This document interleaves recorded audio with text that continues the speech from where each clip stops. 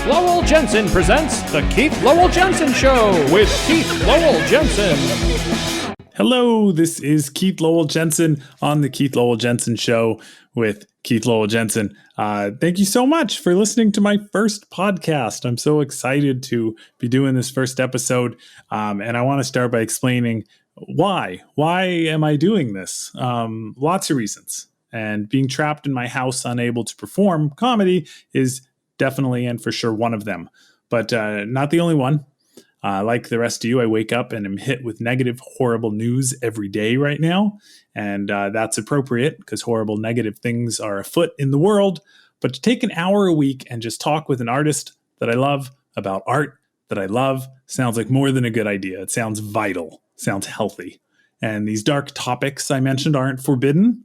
They may come up, but at least when they come up here, it'll be in the context of art that is healing from them, confronting them, even taking them on. So I'm very excited to be doing this, and I will be talking to my absolute favorite artists.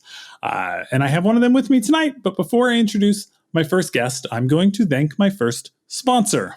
And I'm going to promise you, dear listener, that I will never say that I like something that I don't actually like, even if I'm paid to do so. All right. So luckily, my first sponsor is the record label that has put out my last 3 albums, and I love them. 800 Pound Gorilla Records. They're bringing you great comedy. They've got really good taste in comedy, and they do a really good job recording it. And they treat their artists really, really well, and that means a lot to me. They're good people. Right now, you can check out Son of a Gary, the new comedy album by Dan Soder. It's available everywhere. And of course, you can check out my latest album and special Not for Rehire, which is on Amazon Prime and all the other places.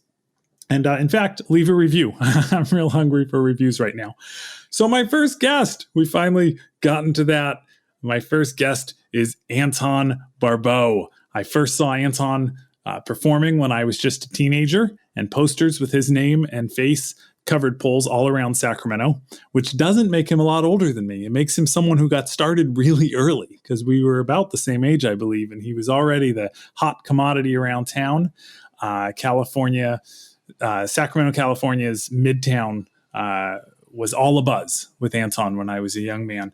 His career has gone international since then. He's one of the most prolific recording artists I've ever witnessed. Hello, Anton. How are you? Hello, Keith. I am fine and well, and it's quite an honor to be on your first show. Of course, maybe this isn't the first show. Maybe you're going to record 20 of them and then pick and choose, but I'm right. Happy to be here. No, we're going to stick with this one as the first one. I like the integrity of that. And I've said it too many times now. I locked myself in. That might have been a bad idea. Anton, I mentioned that you are prolific, and I have to tell you, and I think you've seen me joke about this on the old Facebook before. I get told that I record too much. I just released my 8th comedy album, and you are my defense. I always say no. While I was sitting here posting this Facebook post, Anton put out 3 more albums. How many albums do you have out now? According to my press release, something like 30 plus, and I'm not sure who's counting those or how those are being counted, but I have a lot of records. I think that includes reissues and things like that. So compilations, collaborations. I see that you do a lot of that stuff. Yeah. And when was the first album out? I put out cassettes back in the mid 80s. My very first cassette was called More with a question mark at the end. It was a 90-minute cassette with all the pop songs were on side 2, and the first A side of the cassette was just noise, which I find impressive now. There's integrity, isn't it? But, yeah. And then the first CD was called The Horse's Tongue, and that was 1992, 93, something like that. Yeah, that's the one that I'm aware of. I remember when that came out, yeah. and we were all listening to it. Not to hit you with a heavy question right off the top, but oh man, Anton, what happened to the Joy Boys? What the hell and you're remodeling a basement right now. I see you posting about working on a basement, and then the Joy Boys have disappeared. Are the Joy Boys buried in that basement, Anton? No. I mean, I wouldn't say I'm remodeling the basement by any means, but my dad still lives in that house, and for years, so have a family of possum. And so I've been trying to clean out the the mess. Are these possums perchance known as the Joy Boys?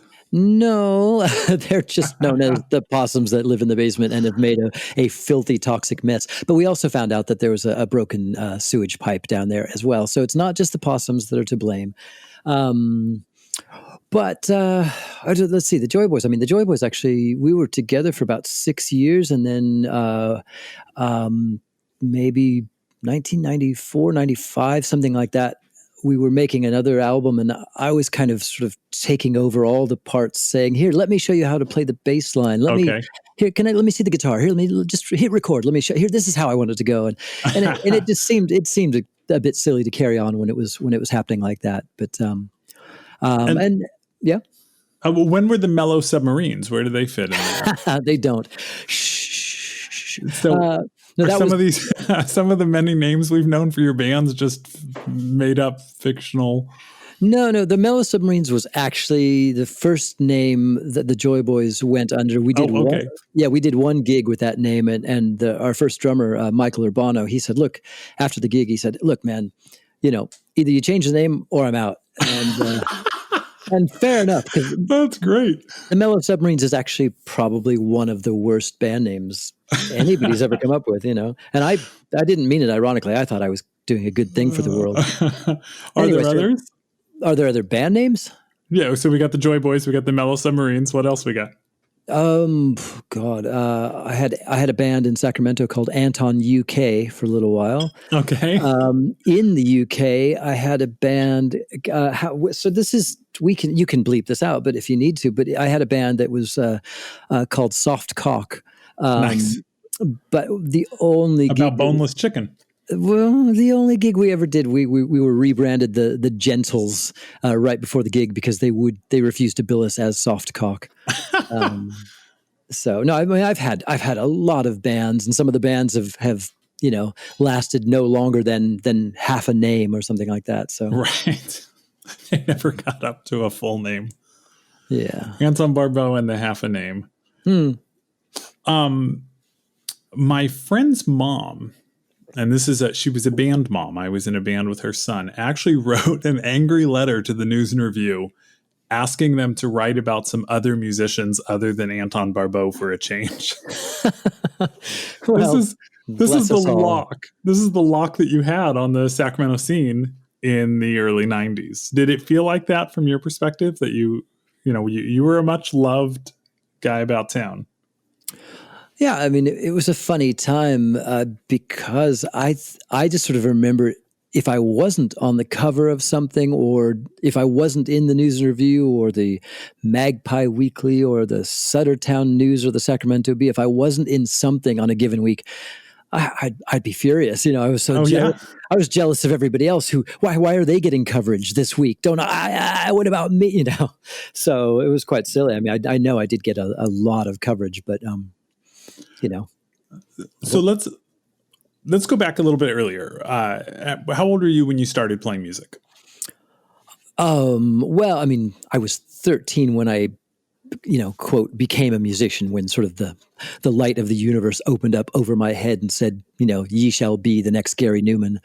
I started playing music as a child, but age 13, it kind of hit me that was my thing. So. And did your parents play music in the house? My mother played a little bit of guitar. I remember she died when I was very little, but I do remember her playing acoustic guitar for me and singing. And my parents took me to Yamaha music lessons when I was also very little. And okay. I think the Yamaha is like the Suzuki method. That it's primarily meant to teach children ear training, so you can sort of basically teach yourself music, I think. I barely remember those lessons, but I think those probably had an impact on me. And otherwise, it was just listening to records. I think that's half the education, just listening to the Beatles and everything else. So the Beatles, who else were you into when you were starting out? Like who? I mean, something must have inspired you at 13 to want to play music. It really was Gary Newman. Okay. I mean, I'd been a lifelong Beatles fan, and I loved a lot of 60s pop, and just and my dad and I would listen to K108 FM, which was soft rock or whatever. So we were bonding over James Taylor and Dan Fogelberg and things like that. And then yeah, I turned 13 and just I think it was seeing Gary Newman and then the B-52s and the Specials all on Saturday Night Live. Seeing those guys, that was sort of life changing. And from that point on, I was just sort of on a quest to discover what this new music was. And so yeah, it was Gary Newman that actually inspired me to become a musician. I was obsessed and still love his stuff. So when did you get your first band together? Well, I mean, the first real band was the Joy Boys, but in the years before that, there were always the sort of living room or rec room or basement bands. And, I think had one band called the Clones, and that was spelled with a K and a Z, Clones.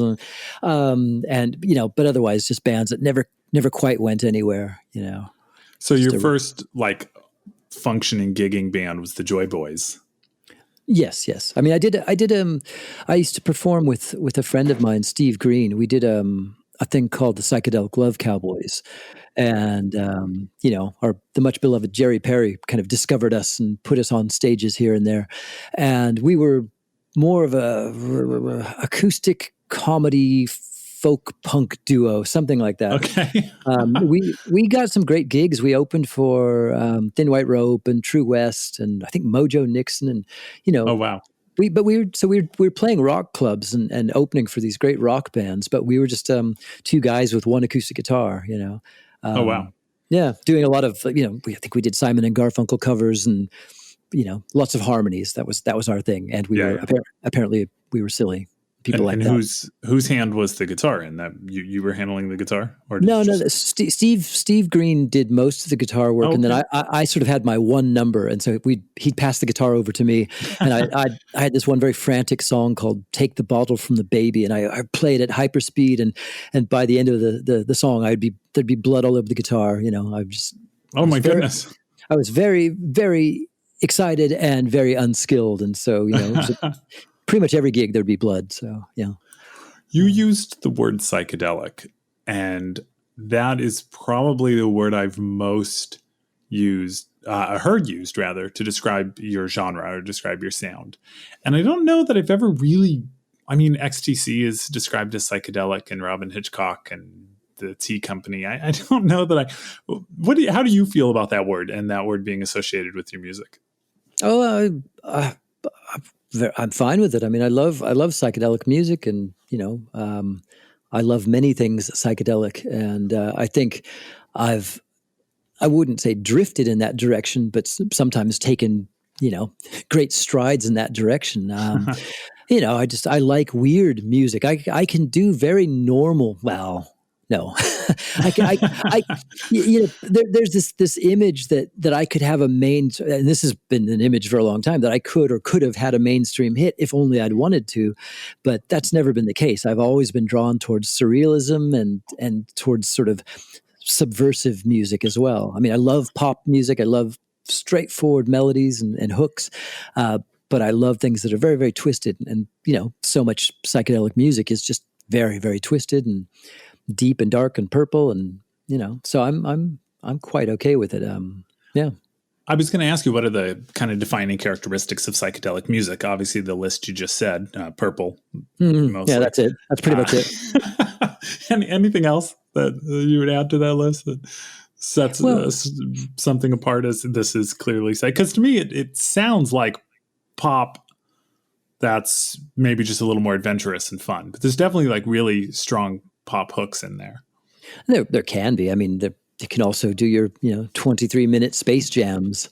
I don't know. I don't know that I'm the one to define anything really, but the cliches are you throw in an electric sitar and all of a sudden you're it's psychedelic. But no, I don't know. I don't really want to deal in cliches, but the word psychedelic means mind manifesting, and I like that. I like music that's trying to reach into somebody's brain and rejig the hemispheres or something like that. So you're in Sacramento with the Joy Boys, and then you start kind of just becoming Anton Barbeau instead of Anton Barbeau and the Joy Boys. And then I lose track of you for a little bit, and then the next thing I hear, you are a big deal over in England, and they're nuts about you. And then I start hearing about you living in Berlin. And I see that you collaborated with a lot of really terrific artists. How did that happen? How did you end up becoming a European commodity? I can assure you that I'm as big over there as I am over here. Well, see, where over here? Because we just talked about a 20-block radius where you're huge. You're right, exactly.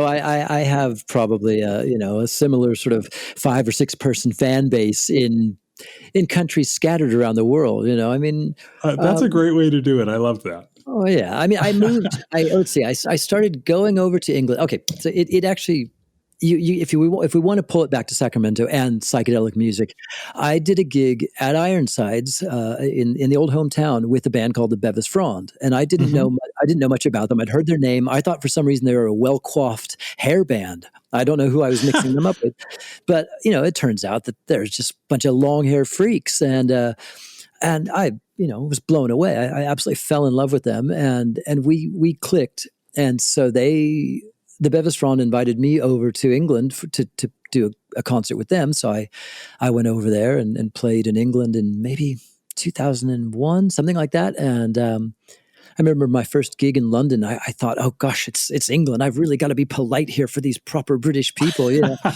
And so I'm on stage saying, oh gosh, it's really lovely. It's great to be here. Oh, you guys are so nice. And it's like, get on with it, you fucking can't. You can edit that out as well. And I just kind of learned right away. Oh, these are my people.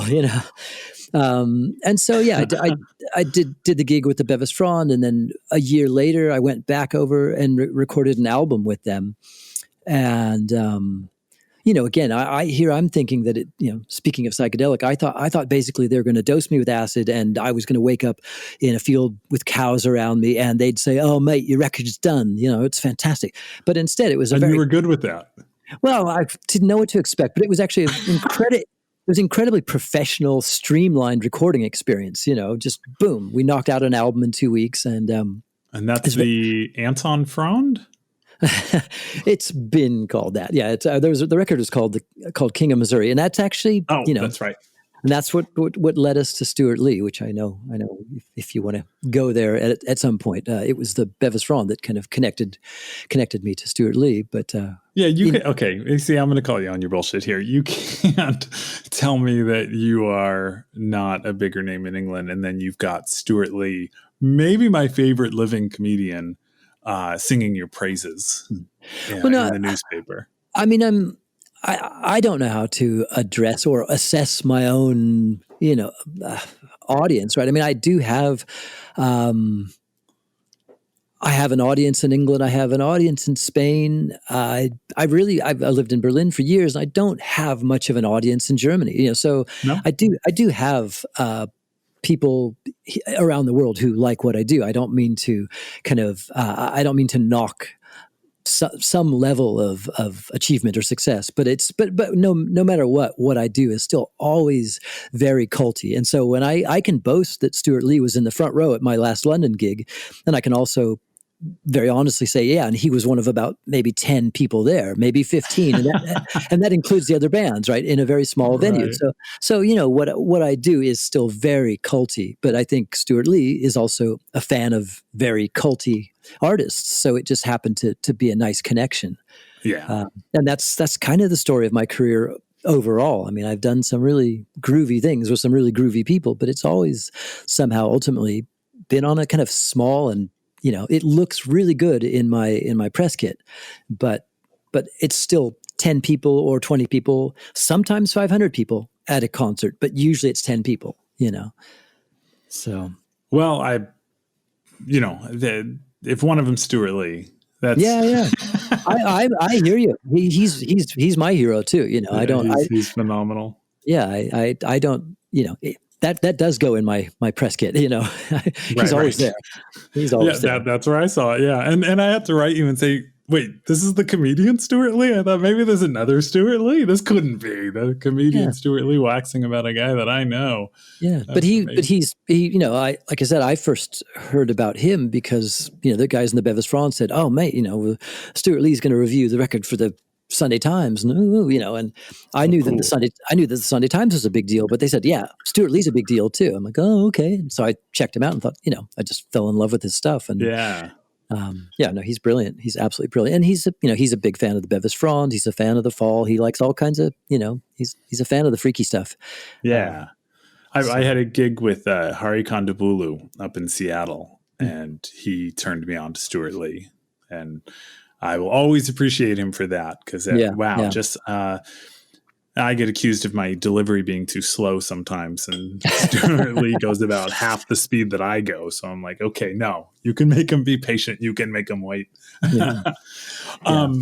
So I was going to ask if you think there's something in particular that resonated with European audiences, and it sounds like you're just looking for those individuals you resonate with all over the place. Yeah. I mean, I guess I was always it was always suggested that, you'll do well in Europe. People always said that about my music, and that maybe they just wanted to get rid of me over here, but, I mean, I've toured Spain probably 15 times now, and I go over there and they love psychedelic music, and they love power pop, and they love sort of, any genre that I've ever had my toes dipped into seems to do well in Spain. And so there's a very eager audience for me there. Plus, they're pretty good with their surrealism. They've cranked out a few surrealists. And so yes. I think that part of my performance works well with a Spanish audience, like I said, I mean, I lived in England for years, and so it's pretty easy for me to build something up over there. And so I just kind of go where I can, try to find something. I did one tour of Italy, and it was kind of very hit and miss. And the idea was that if I kept going back, because they're also big psychedelic music fans, if I kept going back, I could have made something happen. But it didn't happen. Me and the promoter were kind of at odds, and so forth. And so that's a rough one. And I have that, even here in the States when I tour with it, there's a city that you go to and you maybe haven't cracked that nut yet, but that's the way you'll crack it, is you just have to keep going back. Yeah. And if you don't at least have a cool promoter or something on the ground, well, that's a real pain in the ass to keep going back. Yeah. I mean, and it, sometimes it's luck of the draw, or, if you don't know where you're going and you don't know anybody there, you'll maybe take whatever gig you can find.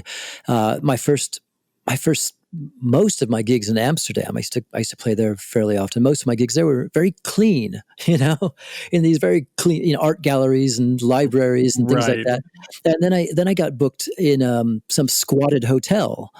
And this was in a part of town I'd never been. And all of a sudden it's these like freaks, these hippies and very, sort of anarchists. And that was a great gig. It was very rough, and people, were throwing things, but in a good way. And so it's a very different world. And at the end of that gig, some guy takes me aside and, he says, Obama's CIA, you know that, right?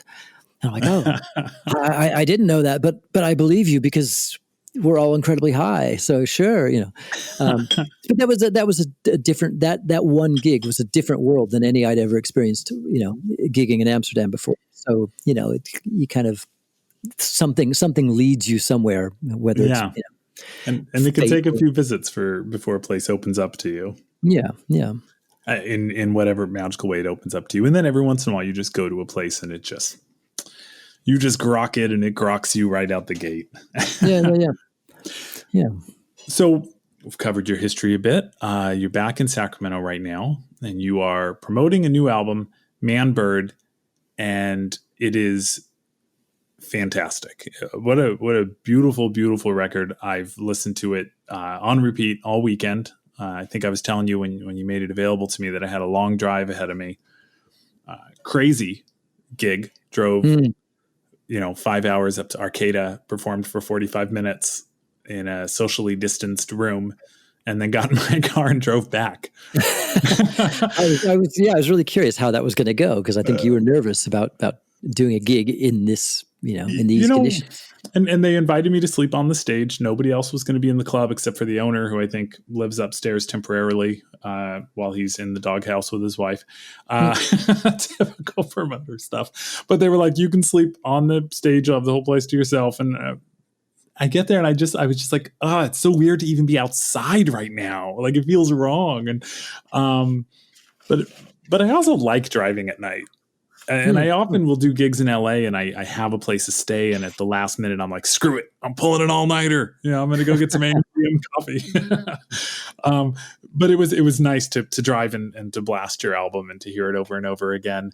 What I'll say about the album right off the top and then see what you think of this. But the album, and speaking of cliches, this may sound like a cliche, but it's totally sincere. The album felt like a journey. Like it was really going somewhere from one song to the next. Almost like it could be the soundtrack for a piece of musical theater or an opera. And I'm wondering if that's how the album felt to you when you were putting it together.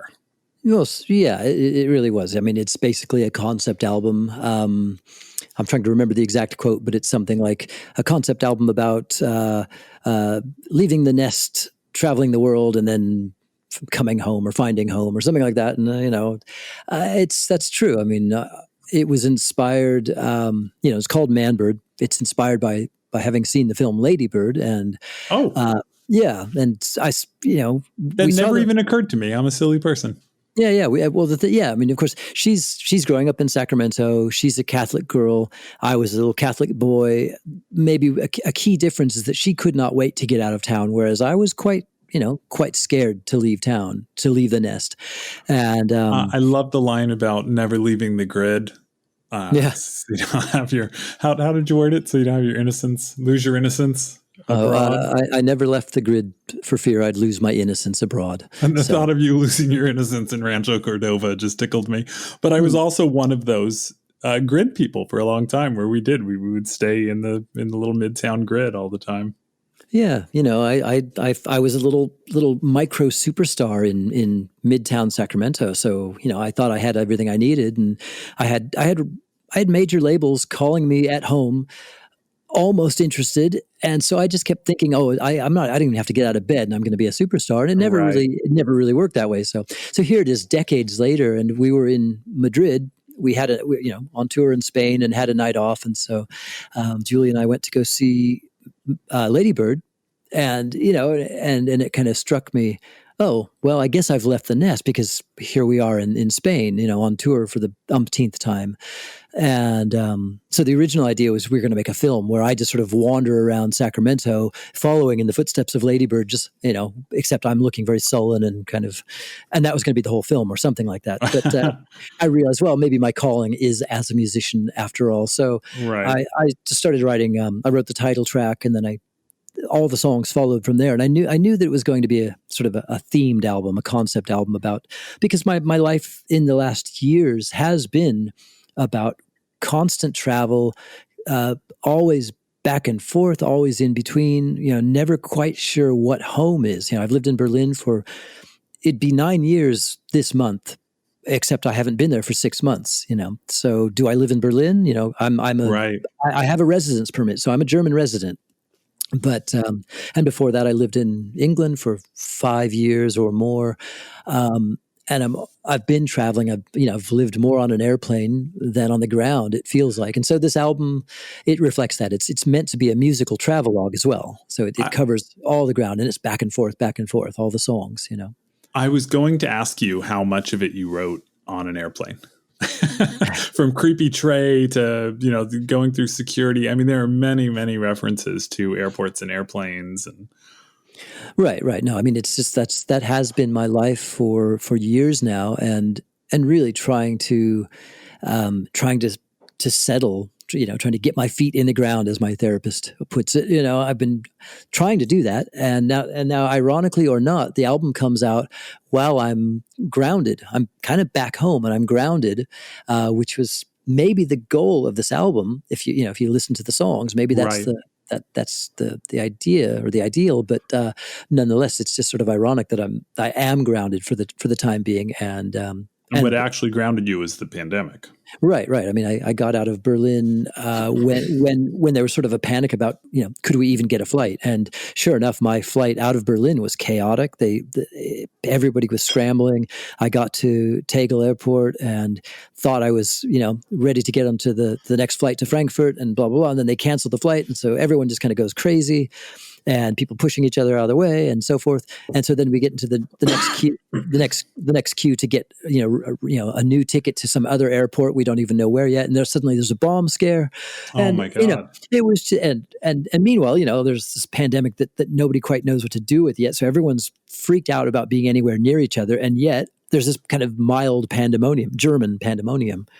So it was a kind of a crazy time to get out of Berlin. German pandemonium. Do they have their own brand? If I imagine it's very precise pandemonium. They're fairly cool people, but this was definitely a moment of chaos. Although, of course, I remember it was mostly the Americans who were, hey, get out of my way! I got a plane to catch. So.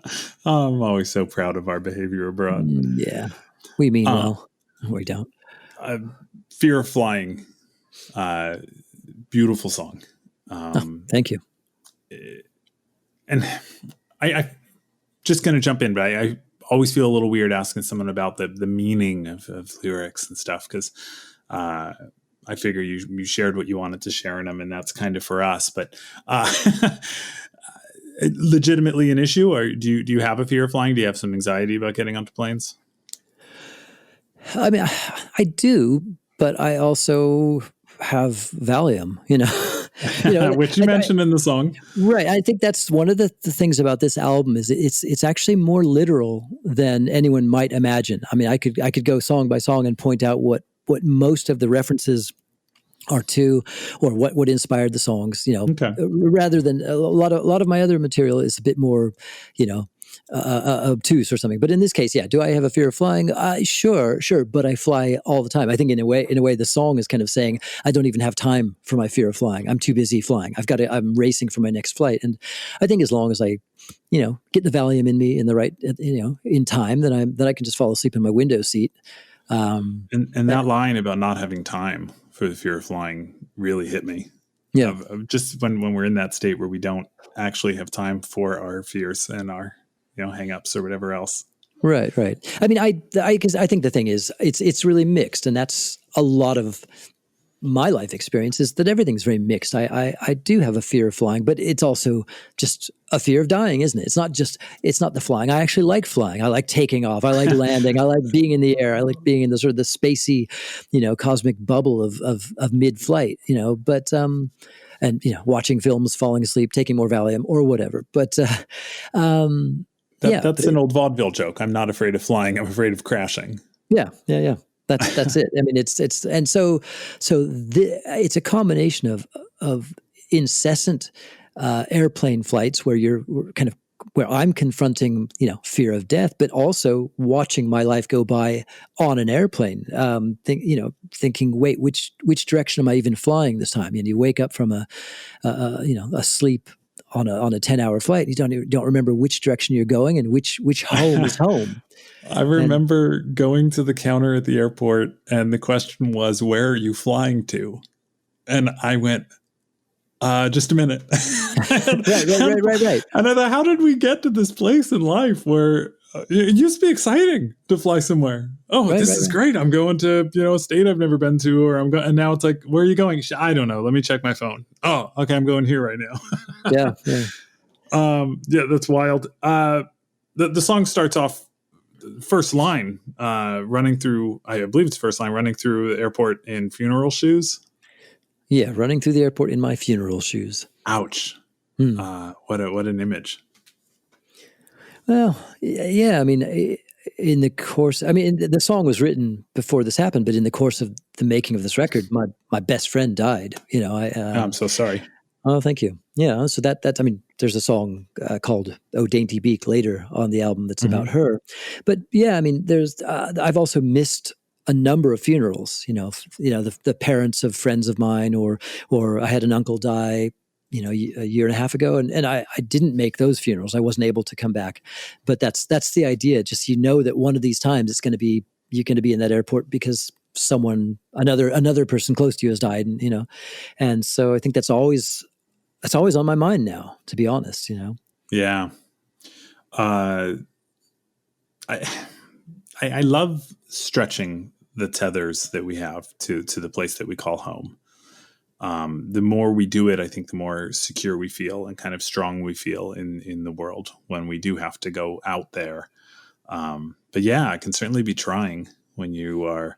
I did 2 weeks in China, and I'm just so thankful that nothing major happened here while I was there. Even just that my daughter aged 2 weeks while I was away and just talking to her on Skype as often as possible was, a big deal. So I can just imagine when you're gone a lot longer than that. And yeah, it's even something as big as a funeral. It's not always possible to get back for it. Right. Life is, life and death keep going by no matter where we are, Right.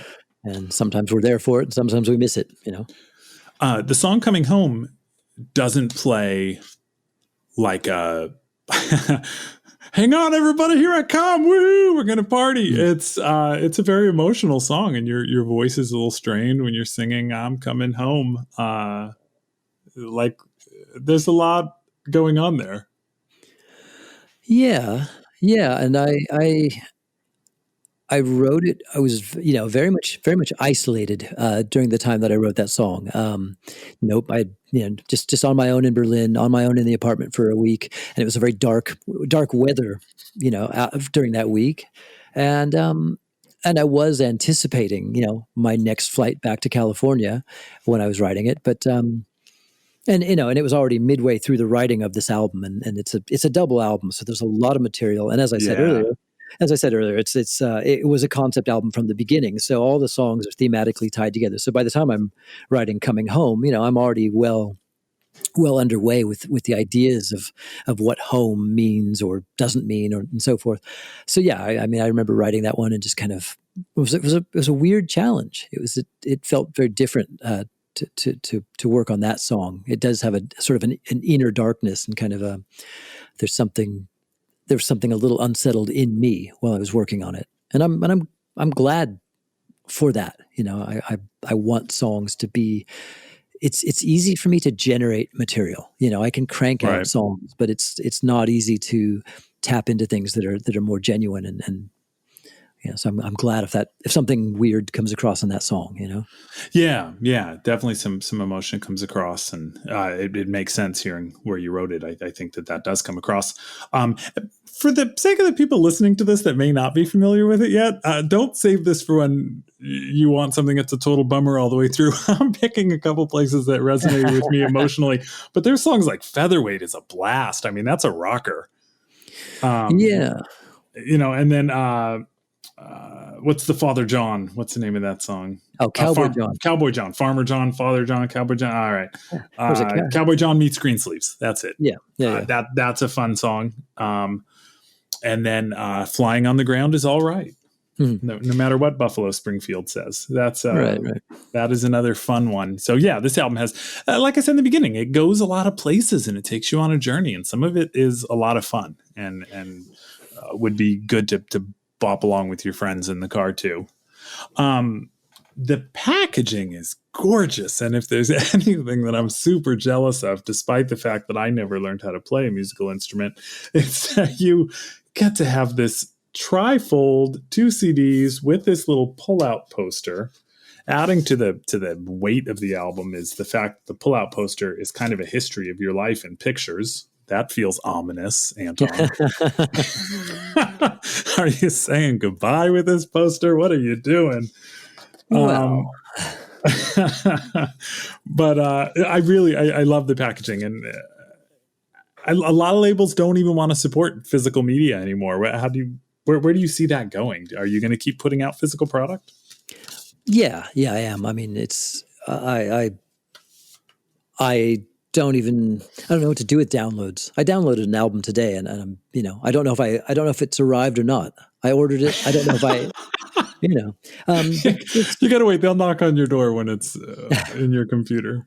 Yeah, but no, and with this one, knowing that it was going to be a double album from the beginning, I think we knew that it needed some kind of majestic packaging. But I also knew there was no way I could do it on vinyl, especially if I'm pretend there was no pandemic. Me ordering vinyl and then carrying that around across because I most of my gigs in Europe. I've got a backpack and a guitar and I get on a plane, and so the idea of carrying a double album around or whatever was we couldn't afford it anyway. So. Right. So we knew we wanted to do something nice, but Julia VBH has to get massive credit for this because she really, we collaborate on these things, but she's always responsible for making, for the bulk of the artwork and making it so beautiful, and so making, she ties everything together. There's a nest. There's a picture of me in a nest on a canal on the front cover, and she built that nest by hand, which is amazing. So this is Photoshop. You're literally sitting in that nest. I am sitting in the nest. She built that nest by hand, and I'm the background photo, of course, is Photoshop. That's right. That's a photo of the canal that's around the corner from where I live in Berlin. So I'm on the bridge, taking that same photo almost every day of my life when I'm there, because I just I meditate there basically. So putting me in that nest on that canal was very, very meaningful. And the poster, it's a life story for sure. I mentioned that my mother died when I was very little, so there are a lot of photos of her. There's there are photos of my father, and I wanted to. He's still with us. I wanted to just honor him because he's always been so supportive of what I do, and so I wanted to make sure that kind of comes across in the artwork. And there's even a little clipping from the Sacramento Union newspaper, which so we go way back, right? And it's a picture of my dad and me making paper airplanes, and this was in an article in the Sacramento Union on single fathers, which in the early 70s was a novelty, right? And so the fact that it's paper airplanes and the fact that this album is themed around flight and airplanes and travel and home and so forth, everything kind of fit together with a little bit of magic. So no, I don't. It's not meant to be. It's not a goodbye. I can assure, I can assure anybody that it's not meant to be that. In fact, I had such a blast making this record that the idea is like, well, what do I do next? How do I follow this up? Although Julia's mother says, look, you're done. You've done it. You've done your work. You retire now. So because she loves it so much. Yeah, it feels like a kind of. Oh, what a nice thing to hear. Yeah, but it feels like sort of I've tidied up my life and I've presented it all, and I it's like, well, that's great, but where's I need the millions of dollars to come in from the record sales now in order to actually retire. So that's a big part of retirement, yeah. But it's a good segue into the next thing I wanted to ask you about, which is the making of the album. Who were the players on the album? Oh my golly! Well, there are a lot of people on this record, and again, they're kind of chosen partly because a lot of them are just the people that I always play with anyway. Is there a main core of players that you play with that are kind of the Anton Barbeau band? Well, apart from this album, I have a band in the UK called Thrust. I used to have a band there called 3 Minute Teas. That was with two of the guys, Andy and Morris, who used to play with Robin Hitchcock. So Morris is on this record. Andy is not on this record. Okay. The guys from Thrust are on this record doing some singing. In California, I have a band called Kenny, and those guys are backing me up on a few songs. And then I know you're asking about the Joy Boys earlier, and Michael Urbano, who was the first drummer, the one who in the Joy Boys, who insisted that we change the Mellow Submarine's name. He did not want to be a Mellow Submarine, right? So he's on a lot of the songs on this record, and Don Hawkins, who was in the Joy Boys, is playing on this, and so it's been great to have those guys back on board. I've been working with Urbano on and off for a few years now, but getting Don Hawkins back on board was very significant for me, just personally. He's a great guitarist as well, but also just that kind of bringing things full circle. So he's on there, and then some of the people that I play with in England that I've worked with for years, some of the people that I know in Berlin, and so forth. There's a guy in Paris. I'm in a French band called Salt, and so the songwriter there, Stefan, he plays guitar in one of the songs. And so, kind of pulling people from all over the place to kind of paint the picture of. I love all these different bands that you're in simultaneously. It's weird. Where did you guys record it then? All over the place. I do a lot of recording on my own. I mean, at home, and of course, home is either. In this case, it's now Auburn. I'm living with Julia on her family farm, so I do a lot of recording here on the farm. I've got a setup, and I've also got a little music room in Berlin. So when I'm there, I'm like that song "Coming Home." That you talked about earlier, that was all recorded in a very small room in Berlin, a very dark, small room in Berlin. I think that comes across in that song. And I think that song is mostly just me playing all the instruments. So I do a lot of that, or it's mix and match. Urbano, we did his drums at a studio in Sacramento with Dana Gumbiner. We also did his drums at a different studio in Berkeley. A lot of people record at home and then send their tracks in, in the same way that we were doing this, remotely. Right. And so yeah, it's recorded all over the place in whatever way is possible. The guys in my band, Kenny, the sort of California band, our bass player has a music store. We go to his place and we record the drums and the bass, and the piano at the music store, and then I work on them at home.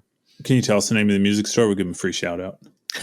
Yes, it's Watermelon Music in Davis. Oh, great. Yeah. I do comedy there once a month when there's not a global pandemic going on. I know Watermelon music well. Yeah. The Melon Ball. That's the room, right? Yep. So, what a fantastic venue. What instruments do you play on the album? Everything. I play guitar and piano and synthesizer and bass and drums and all the kind of the usual rock instruments. Right. And I, sing and then play whatever else needs playing. So, who is playing that lovely guitar in Nest of Feathers? Probably Don Hawkins. Yeah, he did some. Yeah, he did really beautiful stuff. I think he did several guitar parts on that track. So yeah, really. Lovely.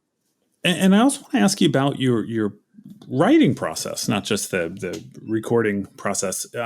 With comedy, it's so different. I sit and write something alone in my room or in the car, but the development is so much getting out and telling it in front of people and telling it over and over again, or even writing it on Facebook and seeing what kind of input I get. And then I'll write it again 3 days later with the wording a little different. And do you write the music first, the lyrics first? Do you bring it out in front of an audience to develop it? Or do you bring it out to an audience when it feels a little more done? What is your writing process like? It's definitely it's a bit variable, and it's shifted over the years. I do actually write on computer a lot now, meaning I get Pro Tools or my recording software going, and I'll start as soon as I have an idea. I tend to write a musical and lyrical idea at the same time. So a phrase will say it's a title. So the song "MANBIRD" is an easy one. I knew the song. I knew there would be a song called "MANBIRD." I knew the album was even going to be called "MANBIRD." So I knew with that the song had to be sort of a big deal. And so it's just me. I remember walking home from physiotherapy, and I knew I had to write the song called "MANBIRD," and I figured it might take 2 or 3 or 4 tries. But so I'm walking home from physiotherapy and just humming into my little, my iPhone, and coming up with, variations on "MANBIRD." What's a melody that fits those syllables. And so then it gets fleshed out, and I get home, pick up the guitar, and I'm still singing the "MANBIRD," whatever, and start adding, figure out what the chords are as I'm muttering lyrics or, humming a melody or whatever. So that part of it is pretty kind of simultaneous. Although once I got, far along with the guts of that song, "MANBIRD," I did then go off to my favorite cafe in Berlin by the canal. And I just sat there one morning and I wrote and wrote and wrote until I'd gotten the lyrics just right, which is that's not typical for me. I don't, usually I'm scrappier than that, but in this case, I knew I needed to just focus. So, it's a long answer, but, it's a mix of kind of the music and the words kind of coming together bit by bit at the same time, battling it out for attention. But then, like I said, I write on the computer, meaning I open up Pro Tools, and as soon as I've come up with an idea, I'm recording it in Pro Tools with a click track, and then I can kind of cut and paste. Okay, that's a good verse, so I'm going to move another verse here, and I'll fill in the lyrics later. But I can see the song taking shape on the computer in front of me, and it's changed my writing. And compared to the old days where it's just me and the acoustic guitar and an old cassette deck, and you have to play through the whole song. Right. Over and over and over. This way it happens quite quickly, and I'm recording the song as I'm writing it. I don't often play anything in front of again, this is all pre or post pandemic talk. I don't often play something that's under development for an audience anymore. I think I used to do that a lot, but these days, having just described that I'm writing and recording at the same time, it's almost like I don't learn my own songs until after an album comes out, because the writing process is different. I'm not sitting there. There's no muscle memory in the writing or the learning of the song. I have to learn it once I've made a record out of it. I think, wait, how does that go again? And then then I get the band to learn it, and if they learn it, then I can kind of stumble my way as well. So I don't know if that was a clear answer or not. But no, it was absolutely very detailed. Since the time that you became Anton Barbeau, as opposed to Anton Barbeau and the Joy Boys, that kind of formative moment we talked about earlier. Do you write? That's 1967, just to be specific. As far as I know, that's when I became Anton Barbeau. I'm sorry. I'm going to interrupt you and just point out that in the poster, in the MANBIRD poster, there's a picture of me as a baby looking at the TV, and I'm staring at Father Anton. He was the priest that I was named after. So, oh wow. That's detail for you. And apparently great. And apparently he marched with Martin Luther King. My dad told me that just recently. So it's all in there. It's all in the poster. You got to buy the album. Okay, now. Tell us a little bit about Head in the Clouds, which I just saw you promoting now. Yeah, the funny thing is I don't even know that much to say about it because I just got my copy of it. It's a compilation put out by the record label is called Fruit de Mer. It's a British label, although I think this is on one of their sort of sub labels, Strange Fish or something like that. But this one, Head in the Clouds, is a collection of songs inspired by, I guess, what's called the Berlin School. It's kind of a krautrocky genre that's very sort of synthesizer based, lots of sequences and so forth. And so this guy Keith, who's been putting out some of my stuff for a number of years, he keeps me in the loop if there's some new project coming up. And so he just said, "Hey, do you have anything that's suited?" And I do a lot of synth instrumentals. I'm a synth fiend, and so I just happen to have something that fit. And so it went on this compilation. So we just listened to the record this morning, so I don't know much about it, but it's great. It's great stuff. Cool. If people want to grab that, it benefits Berlin schools as well. No. I think that I read you mentioned Berlin School as in a musical genre, and I took it differently. No, it benefits nobody, and I think the record's already sold out. So everybody's. Right. I hope it benefits you, Anton. I want to ask you real quick about another side project before I let you go. I shouldn't address a person as a side project. You do a lot of work with Alice in Seconds. Yes. And what is that collaboration like? How do you guys write together? Well, we've done 2 albums together, and I'm actually the songwriter for all of the stuff we do. So both albums are songs written by me. Oh, okay, lyrics and music. Yeah. Oh, okay, I didn't realize that. Yeah. Although it's interesting because from the very beginning, when Allison asked me to write something for her, I think she asked a bunch of people at the same time. Hey guys, because she knows. I'm sure she asked Kevin, and I think she asked Jonah Matranga, and who knows who else, but a few people. I think I was the only one who got back to her right away, and I'm pretty fast, so I said, "Oh, here's a song." And I think what's interesting about the work I've done with Allison is that I do write particularly well for her. I've known her, I've been friends with her for so long that maybe that's part of it. Maybe I know how to sort of pretend that I'm her when I'm writing for her. Right. Oh, wow. What an interesting idea. Yeah. I mean, I've not written much otherwise I've not written much for other people. And when I do, it's a bit more like I'm just writing Anton songs and saying, here's a song I wrote. Sure. Why not you sing? But with Allison, some of the songs are very, they feel like Allison songs. There's the title track of her second record called Little World. And that's an Allison song. I mean, if I play that one, I feel like I'm covering her song. I listened to it today, and like I said, it never occurred to me that you would have written it. I just assumed that you and her wrote that together. Yeah, and we got it's. I mean, it was a thrill for both of us, for me and Allison. But we got Colin Moulding from XTC to sing on that one. Oh, very cool. Yeah, and that came about because I was he'd played bass on a track of mine, and I went to meet him in Swindon to do a pop video for the song of mine called High Noon. So we were hanging out between takes and just chatting, and somehow it came up the idea of writing for other people, which I don't think Colin had done much of or any of. Yeah. And so I mentioned, I've written a couple records with this woman, Allison Seconds, and I said, I'll send you some of the stuff. So I sent him Little World, and he said, I'd love to sing on that. Can I sing harmony?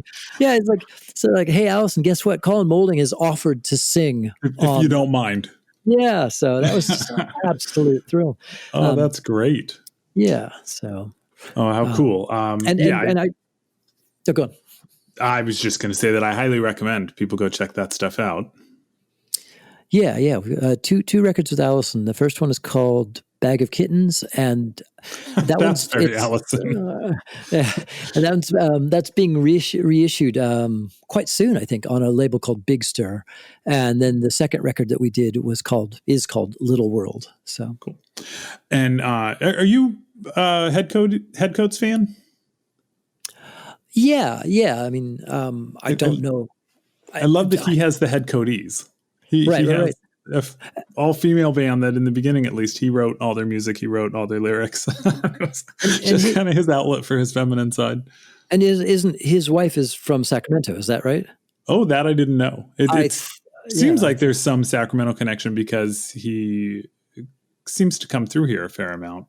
Yeah, I saw Billy Childish. Right. I saw him at Ironsides once, and I don't know if I knew at the time that his wife was from Sacramento, but yeah.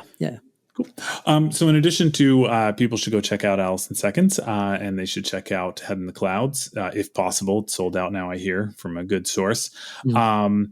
My biggest hope with this podcast is that some people that maybe weren't familiar with the artists I'm talking to are going to go check you out and become Anton Barbeau fans. I wanted to give you an opportunity to name a couple of artists that you would recommend our listeners check out if they're not already familiar with them. Who are some people that are rocking your world lately? Oh, I don't know why that's so often a tough question, because I sort of panic and I look around the room and say, ABBA. Or maybe even just choosing a few. Yeah. Because I got into ABBA just a couple of years ago and became obsessed with ABBA. So, they're a new band to me. I know, like, during this pandemic, I've always liked Cheap Trick, but I've become the biggest Cheap Trick fan. And then the other one is the Bee Gees. I'm all over the Bee Gees during this pandemic. I'm like, how did I miss? I didn't hate them. I wasn't one of those guys, but I missed just how fantastic they are.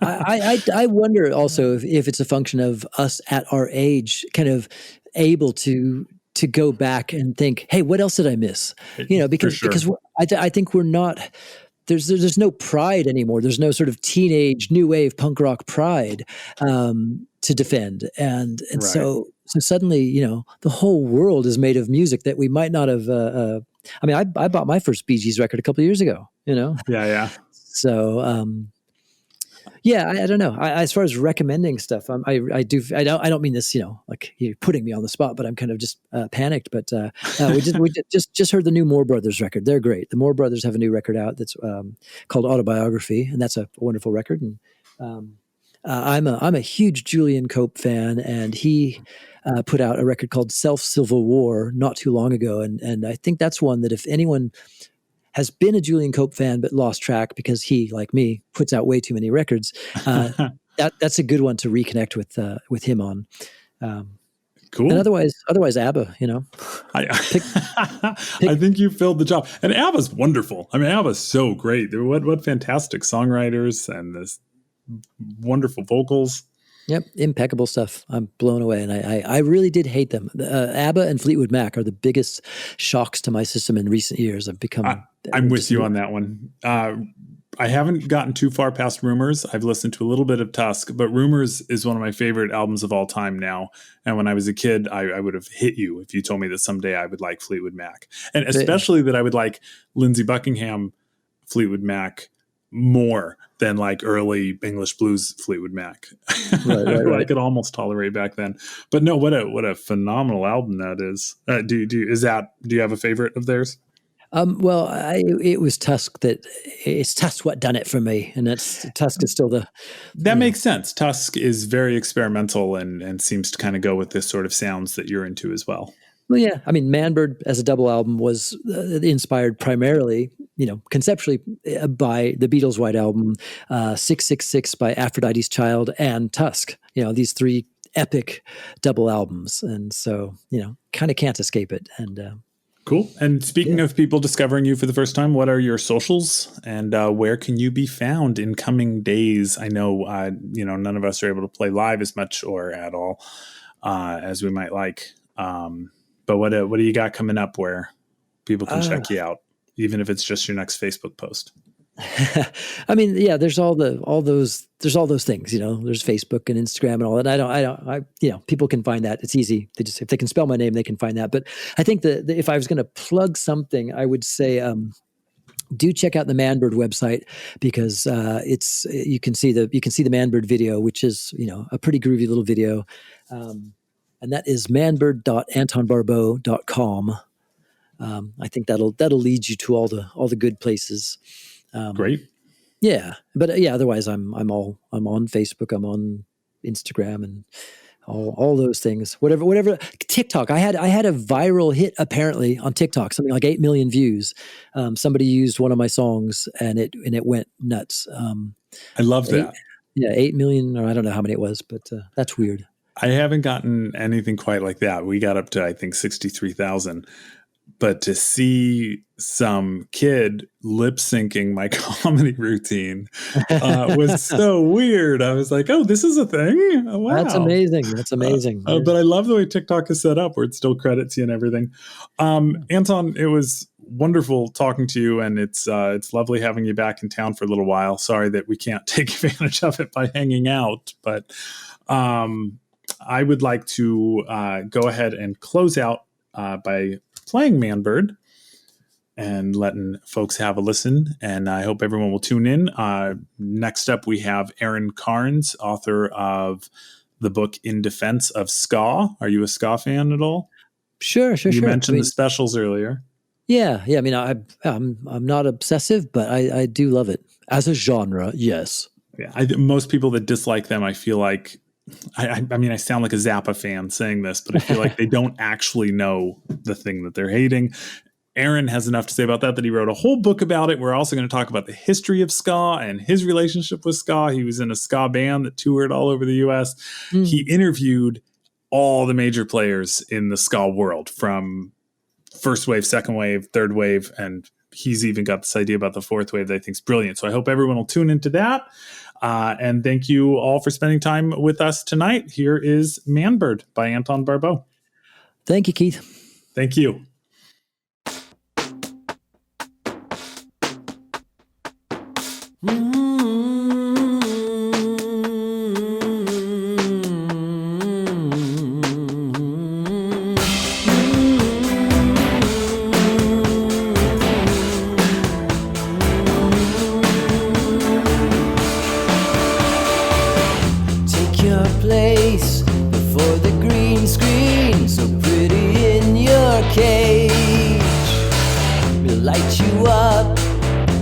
Your feathers, they'll knock years off your age.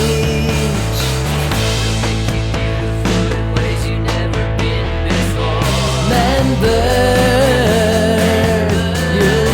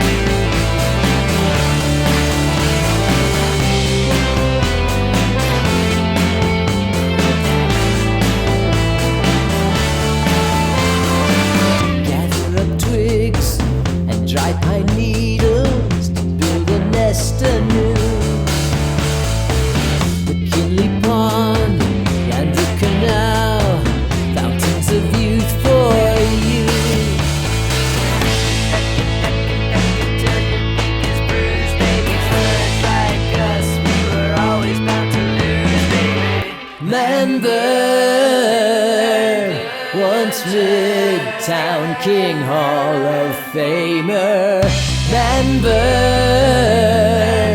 Blue Soho, Winkit,